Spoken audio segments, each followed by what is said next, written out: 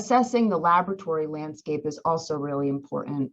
Molecular pathology, I think it's fair to say it came along after anatomic pathology and clinical pathology. Those are the classic two divisions of pathology and laboratory medicine. And in some places they're all together, in some places they're separate.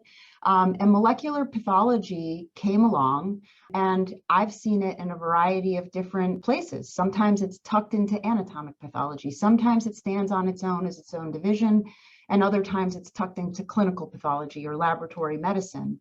And anatomic pathology runs very differently than clinical pathology. And sometimes the organization of each section is quite different. The protocols and what happens in each place are different. So that ends up impacting molecular pathology practice. I will say that I think broad training in pathology is really important. So for myself, for instance, I was trained and am trained in anatomic and clinical pathology. And I think having spent time, like I like to say, in the trenches, right, when it comes to non-small cell lung cancer, those specimens are some of the most difficult specimens to bring forward for cancer biomarker testing because they're so small and so much is needed from them. So understanding, I'm also a trained cytopathologist, understanding what happens on the anatomic pathology side of the house is really important before I say, well, I'm downstream of that in molecular pathology, and I'm just going to poke the electronic system in this way. So you have to click this box or do this thing. And next thing you know, I've completely messed up the anatomic pathology workflow, and people get very upset about that, understandably so.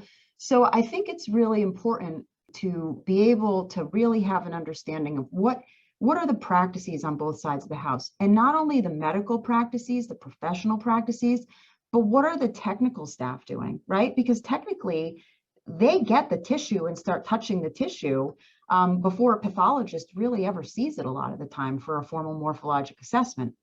So these things are really important to consider, and it's important to consider all of these elements on both sides of the house when it comes to molecular biomarker testing in terms of care pathway development, right? And what do I mean by that? I could develop a genomic assay, and it could be the best assay under the sun.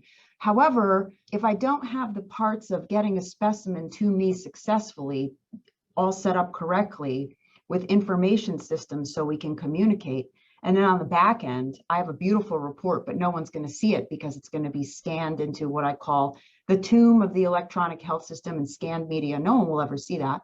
Or maybe it never gets there and it's just a paper form that goes out, right? So it's really important to consider the full life cycle of the specimen and all of the workflows that go along with that specimen.